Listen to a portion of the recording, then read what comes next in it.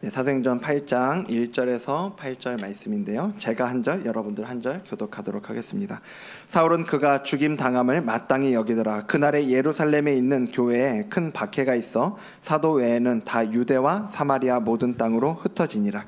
경건한 사람들이 스데반을 장사하고 위하여 크게 울더라. 사울이 교회를 잔멸하이세 각 집에 들어가 남녀를 끌어다가 옥에 넘기니라. 그 흩어진 사람들이 두루 다니며 복음의 말씀을 전할세. 빌립이 사마리아 성에 내려가 그리스도를 백성에게 전파하니 우리가 빌립의 말도 듣고 행하는 표적도 보고 한 마음으로 그가 하는 말을 따르더라. 많은 사람에게 붙었던 더러운 귀신들이 크게 소리를 지르며 나가고 또 많은 중풍병자와 못 걷는 사람이 나으니 그 성에 큰 기쁨이 있더라. 아멘. 제가 이제 지난주에 부득이하게 온라인으로 예배를 드렸잖아요. 근데 온라인으로 그렇게 예배를 드리는데 마음이 묘하더라고요. 제가 저기에 있어야 될 것 같고 그 화면 안에 제가 있어야 될 것 같고 막 제가 없으면 안 될 것 같은 이런 마음으로 이렇게 예배를 드리고 있는데 근데 제가 없어도 아무 문제가 없더라고요. 분명히 우리 신영민 전사님이 사회를 처음 보는 건데 왜 저렇게 사회를 잘 보는지. 예. 그리고 그 뒤에 우리 교수님 나와서 말씀 전해주시는데도 얼마나 은혜가 되는지 그래서 역시 교회는 하나님이 책임지시는구나 제가 다시 한번 좀 느끼는 그런 시간이 됐던 것 같습니다. 우리가 이 사도행전을 통해서 지금 보고 있는 게 바로 그거 아닙니까? 사람이 아니라 그 사람을 통해 일하시는 성령님이 이 교회를 책임지면서 가고 계시는 거예요. 우리가 사도행전을 통해서 예루살렘의 이 교회, 예루살렘 교회에 일어나고 있는 이 엄청난 부흥의 역사를 지금 봐오고 있어요. 예수님께서 십자가에서 돌아가실 때 나몰라라 그 도망쳤던 제자들이 약속하신 성령님이 그들 가운데 임하니까요, 완전히 달라진 모습을 보이는 거죠. 예수님이 그러셨던 것처럼 이 제자들을 통해서도 귀신이 쫓겨나가고 그리고 병든 자가 나음을 잇는 그런 표적과 기사가 일어나고요. 복음을 전했을 때 수많은 이들이 회심하고 돌아오는 역사가 나타나죠. 무엇보다 이전에는 자기들이 어떤 해코지라도 당할까 봐 그렇게 벌벌 떨었던 이 제자들이요, 더 이상 두려워하지를 않는 겁니다. 말 한마디면 자기들을 처리할 수 있는 이 종교 지도자들 앞에서도 담대하게 그 진리의 복음을 외치고요. 그리고 너네들 회개해야 된다 막 이렇게 전혀 거리낌이 없이 외치잖아요. 이런 모습이 제자들에게 뿐만 아니라 다른 성도들에게서도 동일하게 발견되죠. 우리가 그 절정으로 봤던 게 뭐예요? 사도행전 7장에서 봤던 그 스데반의 순교, 그 장면에서 우리가 그걸 봅니다. 스데반은 억울하게 누명을 쓰고 재판을 당하던 그 자리에서도요, 천사의 얼굴로 담대히 진리를 전하고 그리고 예수님이 십자가에서 하셨던 그런 기도와 똑같은 기도, 제가 그래서 표절 기도라고 그랬잖아요. 그 기도로 이렇게 그 인생을 마무리 짓는 걸 우리가 봅니다. 그래서요, 이 스데반의 순교로 그 절정에 달하게 되는데, 이런 스데반의 순교는 그 혼자의 죽음으로 끝나지 않죠. 이제 오늘 본문 1절을 보면, 여기 빨간색을 보면 그날에 예루살렘에 있는 교회에 큰 뭐가 있었다고요? 박해가 있었다라고 얘기를 합니다. 본격적으로 이 교회의 핍박이 시작이 된 거죠. 이어지는 그 3절에 보면 또 이런 표현이 나와요. 사울이 교회를 어떻게 했다고요? 잔멸했다라는, 잔멸할세라는 표현이 나오는데, 이 잔멸하다라는 표현은 신약에 딱 한 번 나오는 표현인데 큰 피해를 입히는 걸 얘기하는 겁니다. 더군다나 이 원어를 좀 보면요, 이 단어가 미완료형으로 되어 있어요. 미완료형이다라고 얘기하는 건 한 번이 아니라 사울이 상당한 기간에 걸쳐서 지속적으로 이 일을 행했다라는 걸 알려주고 있는 거죠. 그러니까 우리가 지금까지 이 사도행전의 이 흐름을 보면요, 교회가 공격을 받고 핍박을 받았다라고는 얘기를 했어요. 그런데 실상 보면 대표성을 가지고 있는 사도들을 비롯한 몇몇 그 대표자들에게 이 핍박이 떨어졌던 거거든요. 굳이 이야기하자면 전도 다니던 목사님, 장로님 이런 분들에게만 이 핍박이 임했고 그들만 재판도 받고 그리고 감옥에도 갇히고 했던 거죠. 근데 이제는 아닌 겁니다. 이제는 교회를 다니고 예수를 믿는다는 것만으로 끌려가고 감옥에 갇히는 이 이유가 되는 시대가 되는 거죠. 우리가 이야기하는 그 평신도들에게도 이 핍박이 임했다는 거예요. 그래서 이제 여기부터 사도행전의 본격적인 이막이 시작이 되는 걸 우리가 볼 수 있는데요. 이제 우리는 오늘 본문을 통해서 하나님이 우리에게 주시는 그 메시지를 같이 좀 살펴보려고 해요. 자, 첫 번째는 우리 본문이 우리에게 주는 메시지는 역설의 하나님을 기대하라는 겁니다. 어떤 하나님이요? 역설의 하나님이요. 사람들은 일반적으로 역전 드라마를 좋아합니다. 역전 드라마는 뭐예요? 불가능해 보이는 상황에서 극적인 반전을 이뤄내는 이야기를 담고 있잖아요. 스포츠 경기에서도요, 우리가 응원하는 팀이 지고 있다가 후반 막판에 역전승을 거두는 건 우리에게 엄청난 감동을 주죠. 그래서 많은 분들이 기억하실 거예요. 2002년 그 월드컵이요. 여러분, 그 2002년 월드컵에서 가장 기억에 남는 경기가 뭡니까? 이거 설문을 해봤는데 한국 사람들이 가장 많이 기억하고 있는 2002년 월드컵 경기가 뭐냐면 우리나라의 16강 경기예요. 2대1로 역전했던 그 이탈리아전이요. 전반에 1대0으로 지고 있었는데요, 후반 거의 끝나기 직전에 후반 88분에 설기현 선수가 동점골을 넣죠. 그리고 이제 연장으로 가서 연장 117분에 안정환 선수가 그 역전 골든골을 넣어요. 제가 그 경기를 군대에서 봤습니다. 제가 2등병대였는데요. 그 경기를 군대에서 봤는데 그때가 이제 내무반에서 그걸 보는데요. 이제 늦은 시간이잖아요. 이제 원래는 취침을 해야 되는데 잠을 자야 되는데 당직서관이 보여준 거예요. 월드컵이니까. 그래서 이걸 보는데 첫 동점골이 터졌는데 이게 어마어마하게 난리가 난 거예요. 막 다 소리 지르고 복도에 뛰어다니고 난리가 난 겁니다. 그러니까 이제 당직사관이 마이크에다 대고 얘기를 하더라고요. 한 번만 더 이렇게 떠들면 이제 월드컵 경기 안 보여준다고. 그래서 다시 이렇게 다 들어가가지고 이제 연장전을 보는데 골든골이 터진 거 아니에요? 근데 이제 한 번만 더 떠들면 이제 월드컵을 아예 못 보니까 다 입을 막고 복도를 뛰어다닌 거죠. 전 부대원이 난리가 났는데 진짜 그 조용한데 다 뛰어다니고 있는 그 모습이 엄청난 장관이었습니다. 아직도 그 모습이 생생해요. 이런 역전이 그만큼 우리에게 감동을 주는 거 아닙니까? 이런 스포츠 경기뿐만 아니고요, 뭐 드라마 같은 것도 그래요. 어려움을 이겨내고 극복해서 마침내 성공을 이루는 그 주인공의 스토리가 담겨있는 드라마나 영화도 그렇고, 역사 속에도 어려움을 이겨낸 그 인물들의, 위인들에 대한 이야기들을 우리는 참 좋아하잖아요. 근데 이게 그런 스포츠나 드라마 이런 것뿐만 아니라 우리 신앙생활에서도 우리가 그런 것 같아요. 우리가 많은 경우에 이 역전의 하나님을 우리는 기대하게 되는 것 같습니다. 지금 어려움을 겪더라도요, 이것을 역전시켜서 그 문제가 해결되고 승리하게 해주시는 그 하나님이요.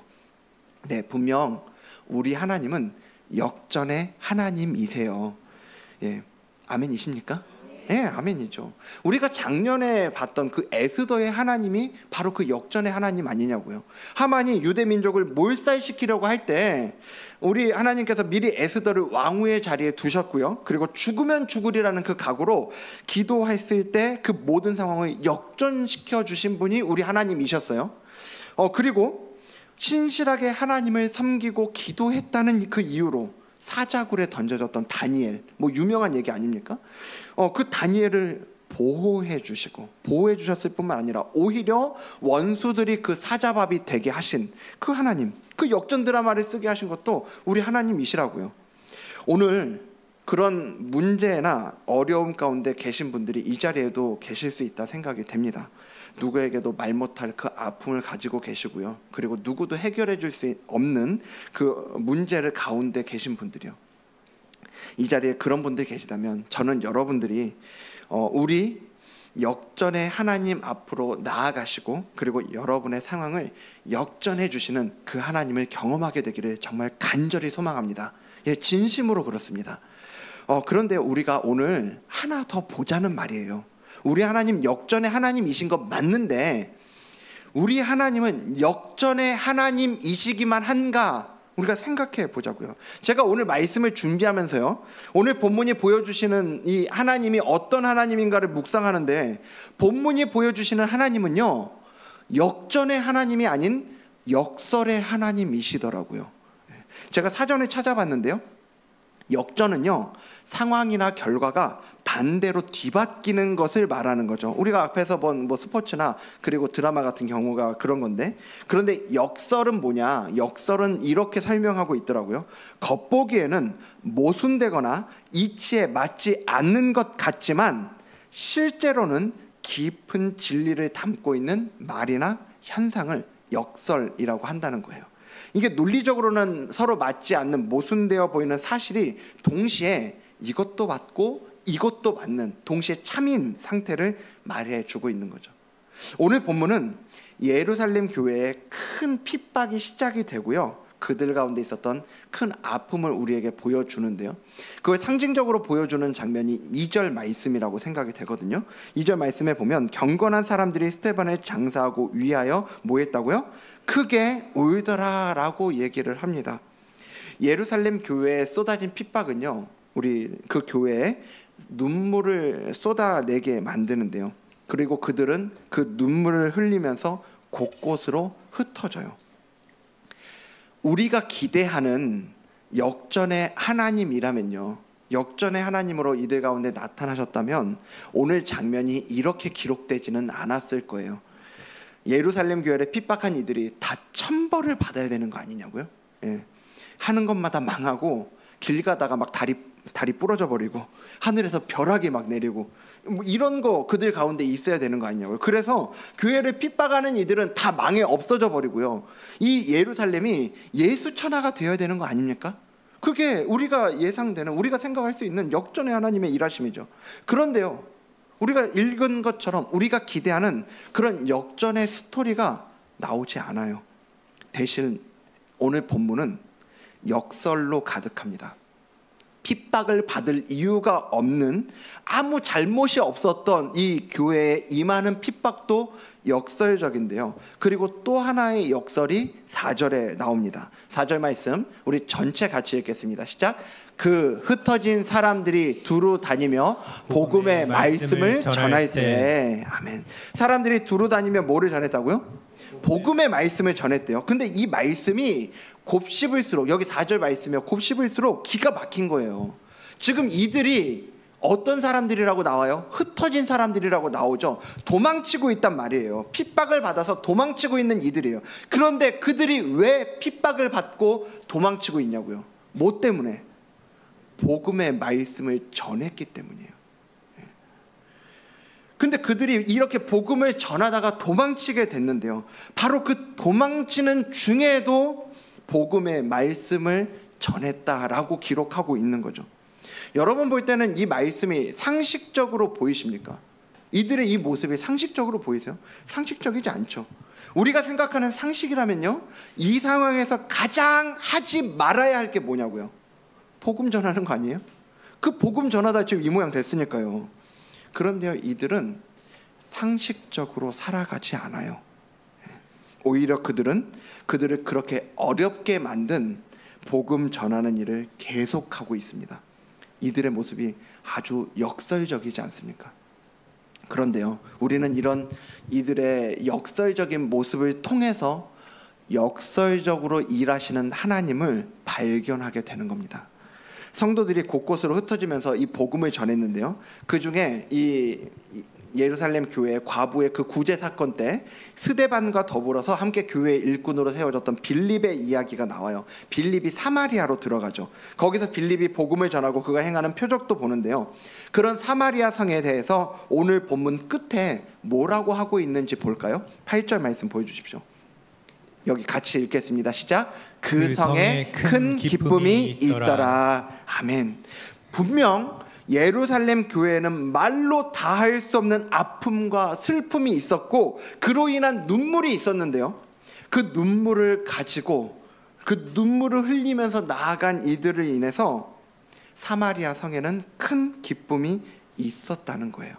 예루살렘 교회의 눈물을 통해 사마리아에 큰 기쁨을 주신 분이 바로 역설의 하나님이시라는 걸 우리가 기억해야 된다는 거죠. 여러분 생각해 보십시오. 교회에 이런 어려움이 시작됐을 때요, 이런 상황을 누가 상상이나 했을까요? 누구도 지금 상상하지 못한 일들이 벌어지고 있는 거예요. 그래서요, 우리는 인정해야 합니다. 하나님은요, 때때로 우리가 상상하고 기대할 수 있는 그런 역전의 하나님으로 나타나시기도 하지만요, 때로는 우리의 예상과 생각과 그 계산을 뛰어넘는 역설의 하나님으로 나타나시기도 한다는 거예요. 그런데 여러분, 여기 그 역설의 하나님이 누구를 통해서 나타나신 거냐 하면요, 결국은 그 도망친 자리에서도 끝까지 하나님을 포기하지 않았던 이 역설의 성도들을 통해 나타나셨다고요. 하나님을 믿되 끝까지 믿은 바로 그들을 통해 하나님은 역설의 하나님으로 오늘 나타나고 있다는 말이에요. 혹시 오늘 본문의 이 성도들처럼요, 하나님 믿는 것 때문에 오히려 어려움을 겪는 분들 계실지 모르겠어요. 이제 내일부터 이 추석 명절 시작되는데요, 이 추석 명절 앞두고 그 가정 안에서도 정말 이 예수님 믿는다는 이유 때문에 오히려 그 마음에 부담이 되고 가족들 안에서 어려움을 겪고 있는 그런 분들 계실지 모르겠습니다.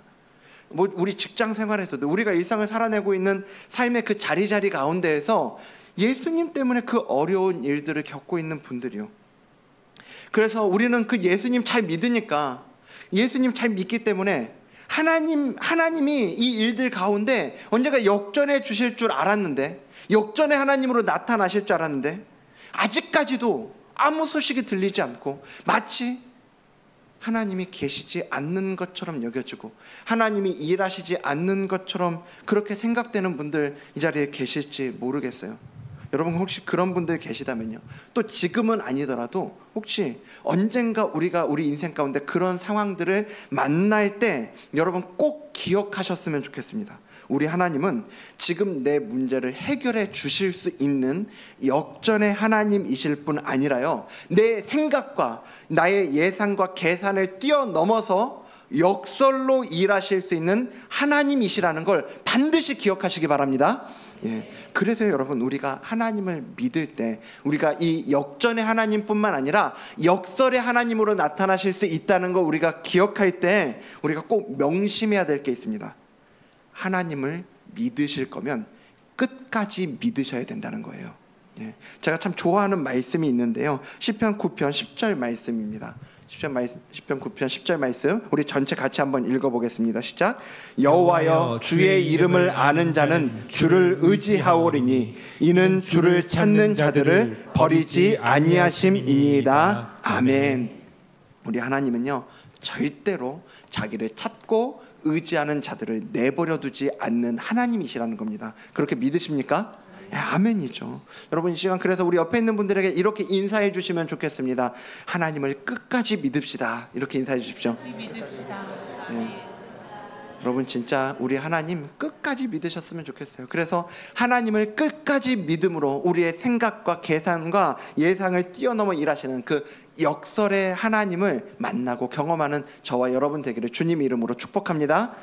두 번째는요, 오늘 본문이 우리에게 주시는 두 번째 메시지는 하나님이 이끄시는 자리에 있는 게 복이라는 거예요. 하나님이 우리를 이끄시는 그 자리에 있는 게 복이다. 오늘 본문의 사건에 대해서 어떤 성경학자들은 이 사건을 이렇게 해석하기도 해요. 예루살렘 교회의 성도들이 먼저 은혜를 받았잖아요. 은혜를 받고 예수를 먼저 믿었으면 그만큼 그들이 그 가지고 있는 복음을 전해야 되는 이 사명이 있는데, 땅끝까지 이르러서 이 복음을 전해야 되는 사명이 그들에게 주어져 있는데, 이들이 선교 나갈 생각을 하지 않고 그냥 자기들끼리 떡을 떼고 막 은혜를 나누면서 흩어질 생각을 안 하니까 하나님이 징계로 핍박이라는 이 도구를 사용하셔서 그들을 흩어버리셨다. 이렇게 얘기하는 성경학자들이 있습니다. 일견 맞는 것도 같아요. 그런데 한편으로는 예루살렘 교회의 성도들이 정말 자기들끼리만 좋아가지고요, 이 복음 전하라는 사명에 불순종하고 있었는가라는 생각에 제가 전적으로 좀 동의하기는 어려운 것 같아요. 이들이 보여준 모습을 봤을 때.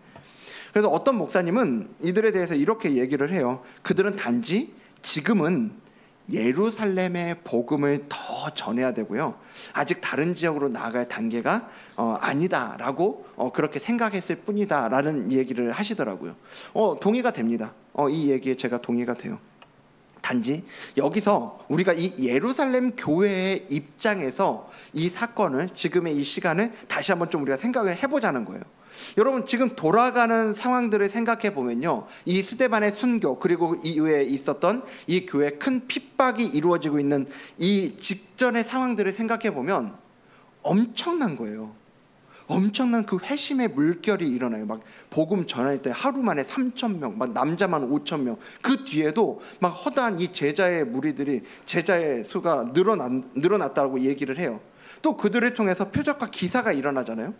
종종 전도하다가 반대하는 일들을 만나긴 합니다. 하지만 그럭저럭 버틸만 했을 거예요. 그리고 여기 스데반으로 인한 박해가 일어나기 직전에 이 교회의 상황에 대해서 기록한 걸 보면요, 과부들의 그 구제로 인해서 그 헬라파의 일꾼들 세웠을 때 바로 그 다음에 그 사도행전 6장 7절에 보면 이렇게 기록이 되어 있는데, 하나님의 말씀이 점점 왕성하여 예루살렘에 있는 제자의 수가 더 심히 많아지고, 그 다음 뭐라고요? 허다한 제사장의 무리도 이 도에 복종하니라. 여러분 보세요. 하나님의 말씀이 점점 왕성해졌다든지 예루살렘에 있는 제자의 수가 더 심히 많아졌다든지, 이건 뭐 그전부터도 있었던 얘기예요. 계속 있었던 일인데, 근데 그 뒤에 심지어 누구도 이 복음에 복종했다고 나와요? 제사장이요. 여러분, 우리가 이게 너무 별거 아닌 것처럼 짧게 기록되어 있고 훅 넘어가니까 이게 그냥 우리도 그렇게 넘어가는데, 이거 엄청난 거 아닙니까? 예루살렘에 있는 그 누구보다 예수 그리스도의 그 십자가의 복음에 대해서 배타적이고 적대시하는 그룹이라고 하면 절대로 빠질 수 없는 게 누굴까요? 이 제사장들이에요. 여기 제사장들. 그런데 바로 그들이 복음을 받아들이기 시작했다는 거예요. 그냥 복음을 받아들이고 한번 나도 알아볼까, 이게 아니라 그 도에 복종했다라고 나와요. 몇 명 정도가 아니라 허다한 제사장의 무리가, 수많은 제사장의 무리요. 아니, 이쯤 되면 이 예루살렘 교회가, 야, 이거 이러다 우리가 예루살렘 뒤집어 놓는 거 아니야? 막 이런 생각 하지 않았을까요? 예? 그런데요, 바로 그 시점에 스데반의 순교 사건이 벌어진 거예요. 예? 하나님께서는 이런 엄청난 역사가 일어나고 있는 이 예루살렘 교회를 흔들고 또 흩어놓고 계시는 거죠. 저는 그런 점에서 어떤 그 불순종에 대한 징계로서 이 핍박으로 오늘 사건을 우리가 바라보기보다는 오히려 어떤 면에서는요, 더 성장하고 더 안정을 찾아가면서 잘 세워져 가고 있던 이 교회를 하나님께서 흔들고 계시는 것처럼 보이더라고요. 예. 보통 우리가 복이라고 생각하는 것들이 어떤 건가를 잘 좀 이렇게 보면요, 생각해 보면 우리는 그 복을 내가 원하는 자리와 수준에 도달하거나 머무는 것을 복이라고 여길 때가 참 많이 있는 것 같아요. 더 안정된 삶을 살아갈 수 있게 하는 거예요. 우리 뭐 저나 여러분이나 안정된 삶 누가 싫어합니까? 다 원하잖아요. 그런데요, 가만히 성경을 읽다 보면 하나님이 복을 주신다 할 때, 하나님이 복이라고 하실 때는요, 가만히 있는 그 자리에 있을 때가 아니고요, 하나님 마구마구 이렇게 흔들어 놓으시면서 그 복을 주실 때가 많더라는 거예요. 믿음의 조상이라는 아브라함도 그래요. 하나님이 아브라함을 부르면서 복으로 부르시잖아요. 근데 그때 그냥 안 불러요. 그냥 그 자리에 있는 아브라함한테 너는 이제부터 복이 될 거다 이렇게 하지 않으세요. 가장 먼저 만나자마자, 나타나시자마자 뭐라고 얘기하세요? 너는 고향과 친척과 아버지의 집을 뭐 하라고 그래요? 떠나라. 어쩌면 그 당시에 그 고향에 아버지의 집에 있었던 이 아브라함 입장에서 생각해 보면 그 아브라함이 가장 복이라고 생각하는 게 뭐였겠어요? 그곳에서, 아버지의 그 집에서 평생 살다가 거기서 잘 죽는 거, 이게 그가 생각하는 최고의 복이지 않았을까요?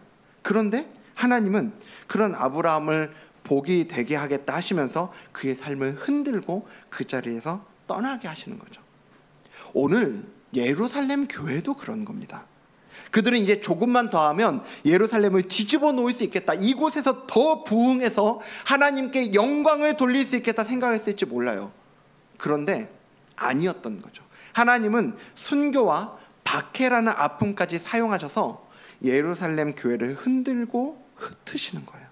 그리고 그 흩어지는 성도들을 통해서 큰 기쁨이 임하는 그 일하심을 보여주고 계시는 거죠. 여러분, 우리는 흔들리지 않는 안정적인 삶을 복이라 생각할 수 있는데요, 진짜 복은요, 흔들리지 않는 견고함이 아니더라고요. 오히려 흔들리고 방황하더라도 하나님이 이끄시는 그 자리에 있는 것이 진짜 복이라고 하는 걸 기억하시길 바랍니다. 정말 가끔은요, 그런데 정말 가끔은 하나님이 그만 좀 흔드셨으면 좋겠어요. 가만히 좀 내버려 두시면 좋겠다 생각 들 때가 있어요. 그런데 안 내버려 두시더라고요. 하나님은 우리를 흔들어 놓으시면서요, 우리를 변화와 도전의 자리로, 그걸 통한 성장과 성숙의 자리로 우리를 자꾸 이렇게 좀 밀어 넣으시는 것 같아요. 제가 이 분당우리 교회에 있을 때요, 이찬수 목사님이 저희 교육자들이 이렇게 가르치시면서 자주 사용하신 표현이 있어요. 뭐냐 하면 동네 축구 차범근이라는 표현을 자주 쓰셨습니다. 요즘식으로 얘기하면 동네 축구 손흥민 하면 더 와닿을 것 같긴 해요. 다른 말로 하면 우물안 개구리 같은 거죠. 그러니까 동네 축구에서는요, 조금만 잘하면 자기가 최고 잘하는 줄 알고 막 자기가 차범근 막 손흥민 된 것처럼 막 활개치고 다니는데, 그랬다가 조금 더 넓은데 조금 더 잘하는 그룹에 들어가서 뛰어보면 이게 뭐 엄청 깨지는 거죠. 얼마나 그 시간이 그렇게 내가 별거 아니구나를 알아가는 그 시간이 얼마나 힘들겠어요. 얼마나 힘들고 낙심이 됩니까? 그런데요, 그러면서 성장하는 거죠. 그러면서 진짜 복된 자리로 나아가는 거죠. 뭐 그런 것처럼요, 사역자들도요, 자기들이 그 있던 자리에서 사역에 조금 열매가 맺히고요, 그 사역이 빛을 발하잖아요. 그러면 자기가 진짜 잘하는 줄 알고, 난 역시 하나님의 종이다 막 이러면서 뭐 이 안주하는 모습을 보일 때가 있더라는 거죠. 그러다가 새로운 환경, 더 사역적으로 도전적인 그런 환경에 가보면 자기 수준에 대한 객관화가 이제 이루어지는 겁니다. 제가 처음에 분당우리 교회 갔을 때 진짜 딱 그런 일들이 있더라고요. 한 2달은요, 제가 사람이 어떻게 이러고 사역을 하나 막 이런 생각이 들더라고요. 너무너무 힘들었습니다. 근데 돌이켜보면 그 시간이 저한테 진짜 복된 시간이었던 거죠. 하나님이 그 시간을 통해 저를 흔들어 놓으시고요, 막 깨트려 놓으시고, 그러면서 저의 그릇이 더 넓어지게 하시고 또 성장하게 하시는 그런 일들이 있었던 겁니다. 하나님께서 저를 통해 분명히 행하시고자 하는 일들이 있기 때문에 저를 그 자리로 계속 부르시는 거죠. 여러분, 하나님이 우리를요, 생각하지 못하게 그렇게 흔들어 놓으실 때가 있어요. 내가 감당할 수 있는 수준을 넘어서서 도저히 못 버티고, 그리고 그 자리에서 막 쫓겨나는 것처럼 도망가는 것 같은 그런 상황을 경험하게 하실 때가 있더라고요. 여러분, 그럴 때 너무 흔들리지 않으려고 발버둥 치지 않으셔도 괜찮아요. 너무 두려워하지 마십시오. 혹시 그런 상황 가운데서요, 그렇게 흔들리고 있는 자기 때문에, 그 자리에서 막 흔들리고 때로는 넘어져 있는 것 같은 자기 모습 때문에, 그것 때문에 막 스스로 힘들어 하시는 분들이 많이 계시거든요. 저는 그런 분들에게 이런 말씀을 좀 드리고 싶습니다. 여러분, 흔들려도 괜찮습니다. 넘어져도 괜찮아요. 이 시간은요, 절대로 여러분이 망해가는 시간이 아닙니다.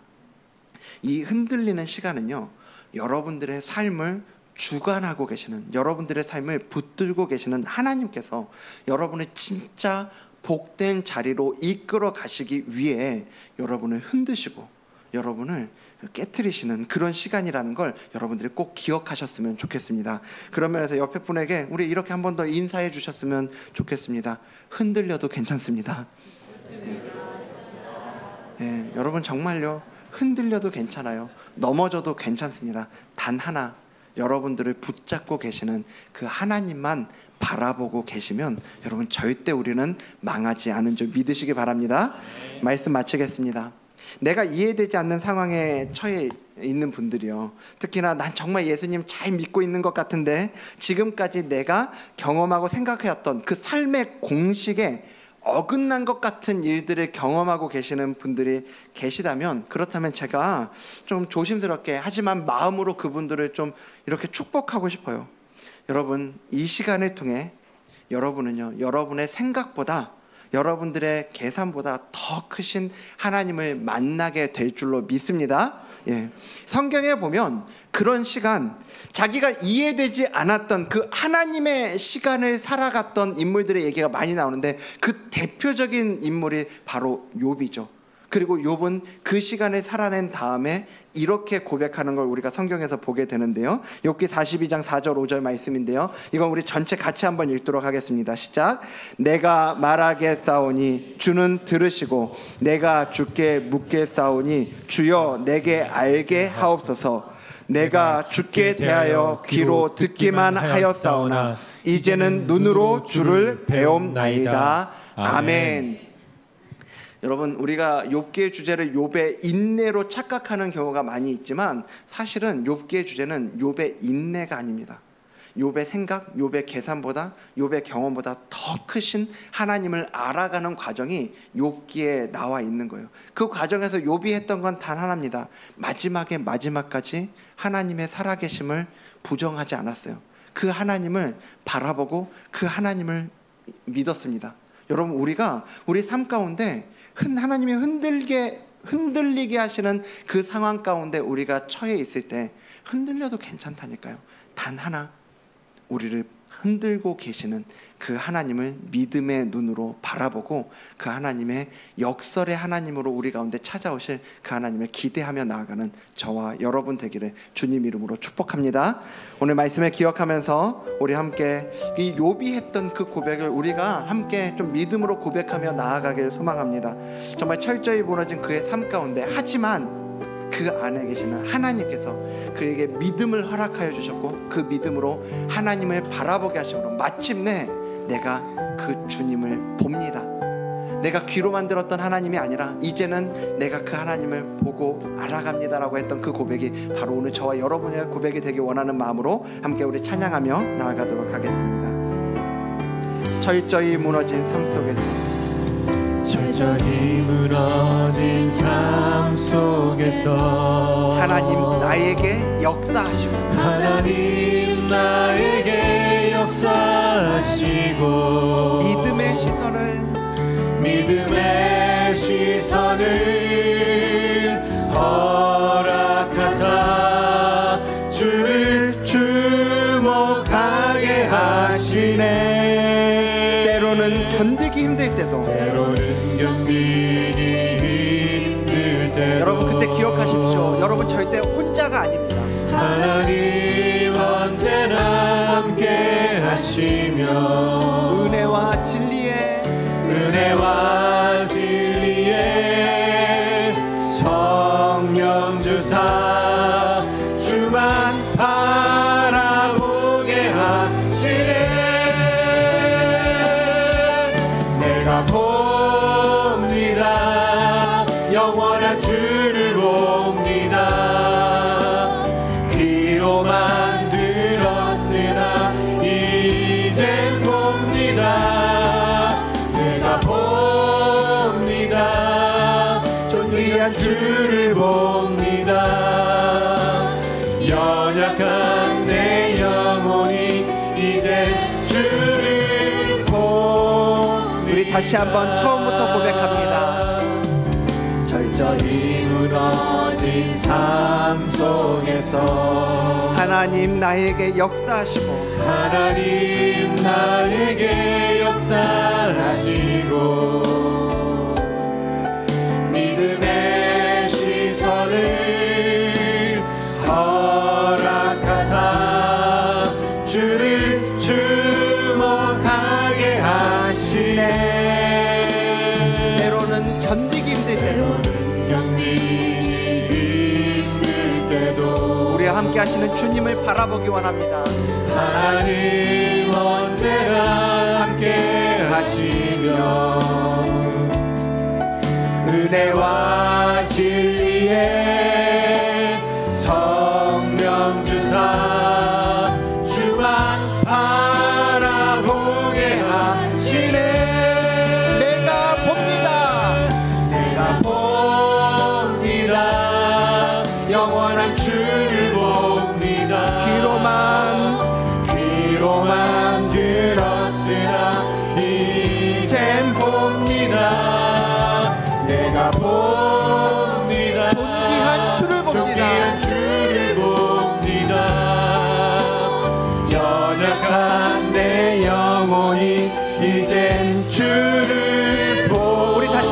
고백합니다. 내가 봅니다. 영원한 주를 봅니다. 귀로만 들었으나 이젠 봅니다. 내가 봅니다. 존귀한 주를 봅니다. 연약한 내 영혼이 이제 주를. 우리 마지막으로 고백합니다. 내가 봅니다. 우리 두 손 들고 찬양합니다. 영원한 주를 봅니다. 귀로만 들었으나 이젠 봅니다. 내가 봅니다. 존귀한 주를 봅니다. 연약한 내 영혼이 이제 주를 봅니다. 아멘. 오늘 말씀을 기억하며 우리 기도의 자리로 나아가기 원합니다. 여러분, 정말 우리 삶 가운데 지금 이 시간 정말 나는 역전의 하나님을 기대했는데 아직 그 역전의 하나님을 경험하지 못하고 계신 분들이요, 여러분,